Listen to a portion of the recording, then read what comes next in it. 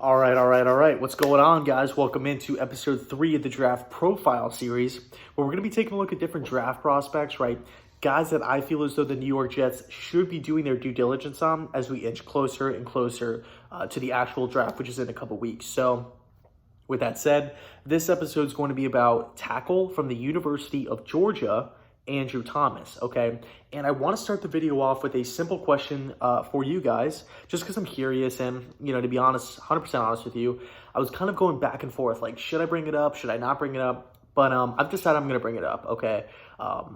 Because I've noticed an unfortunate negative trend for Andrew Thomas over the last month. Really, the last couple weeks, but really over the last month, okay?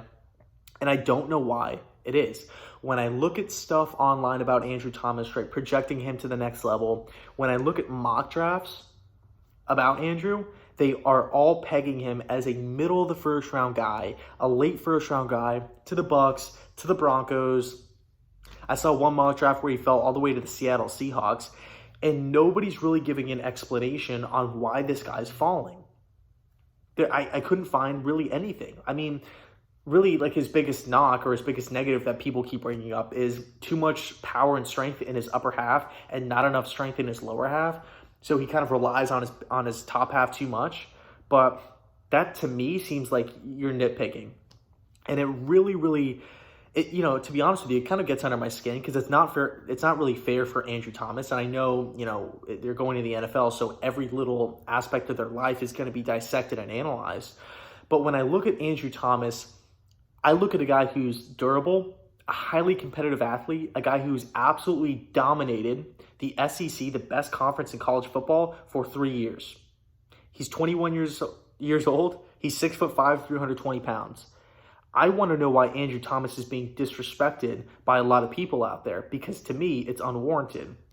And to be honest with you, it reminds me a ton of Deshaun Watson back in 2017, where it was almost like, and this is kind of like why I'm linking it. Both Thomas and Watson started at a young age, right? They kicked off their collegiate career at a young, early age. And it was kind of like they did so much so early on that the mainstream, like, a lot of people are kind of looking at it like, we've known about you for a long time. You're kind of old news now. What's next? So we're just going to nitpick every little negative about the player, right? With Deshaun Watson, I remember when he was coming out, I mean, great college player, set records, won a ton of games, won a national championship with Clemson, with Dabo Swinney, did a ton. He did an absolute ton for the Clemson Tigers. Go ask any Clemson Tiger fan, what are your thoughts on Deshaun Watson? They'll tell you the same thing. They love him, okay? But when he was coming out, it was, he's too slender. What happened on this interception? What happened on that overthrow? It was kind of like, yeah, we see this long laundry list of positives, but we're only going to talk about the 2 negatives, and we're just going to kind of pigeonhole in and just kind of say, middle of the first round kind of guy. But we're more enamored with a Mitch Trubisky who had one really good year, who has a lot of potential. And of course, hindsight's 2020. I'm not saying Trubisky was a bad prospect or anything like that, but I was just kind of under the assumption, or was kind of curious at the time, why is Deshaun Watson getting such a bad rap as a college quarterback projecting to the pros? He's literally done every single thing outside of playing a pro-style offense that you want in a quarterback, right? And Andrew Thomas, it's the same thing, okay? Just listen to this, all right? And these are all facts. Freshman All-American 3 years ago. As a freshman, remember, came in as a 4-star high school athlete, comes in for Kirby Smart and starts as a true freshman, all right? Keep in mind the teams that they play. LSU Tigers, Florida Gators, Alabama Crimson Tide, Texas A&M Aggies, Auburn Tigers.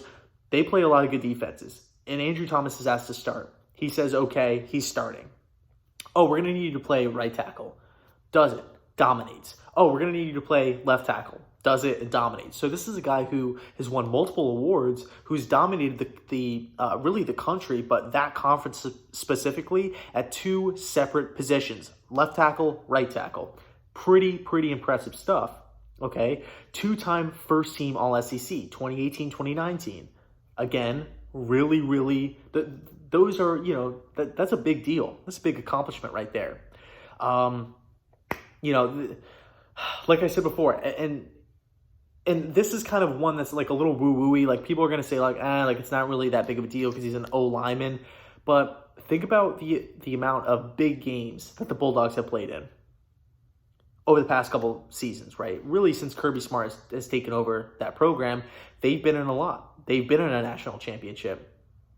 They've had big games against the Florida Gators, been in big SEC championship games, and Andrew Thomas has done well in every single one of those games, okay?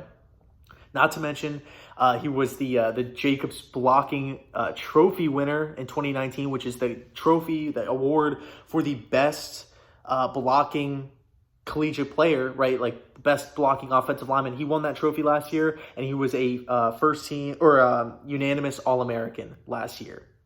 So he has a ton of awards. He's started for 3 years. He's played multiple positions. He's dominated the SEC.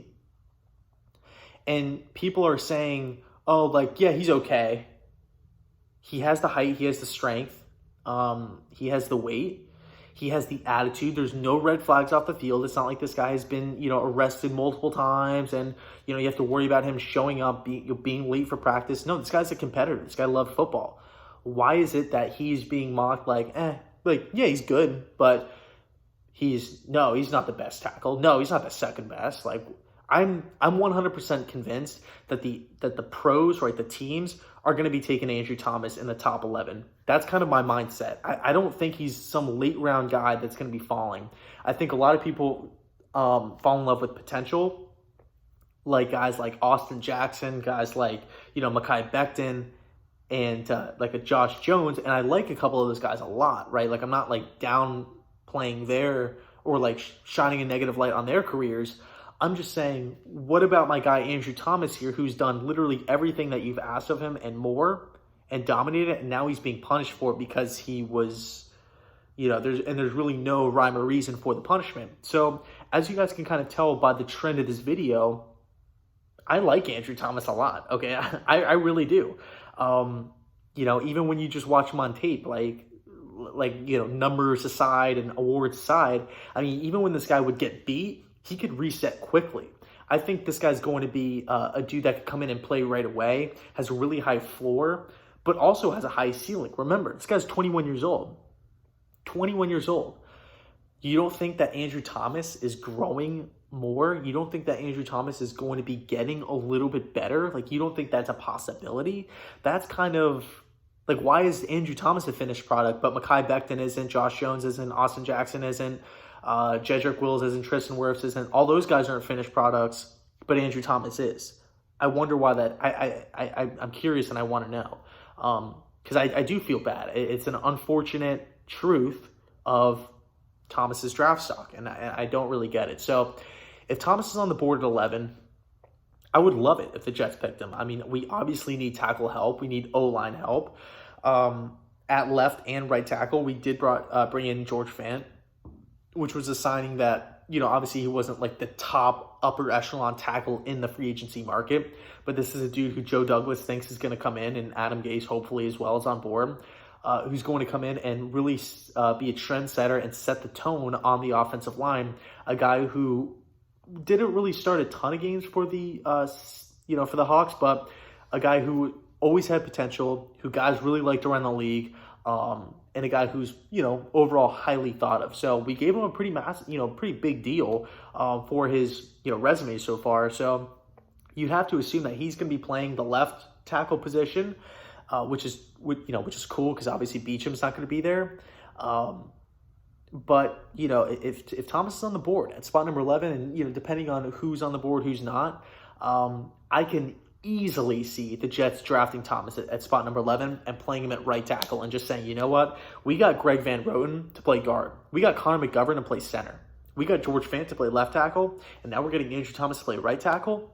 Our offensive line is now 4 new guys, 4 new upgrades at the O-line position, a unit that we suck at currently.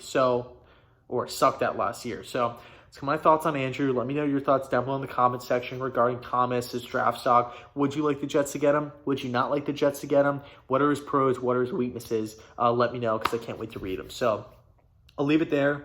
Let me know. And thanks so much for watching, and go Jets.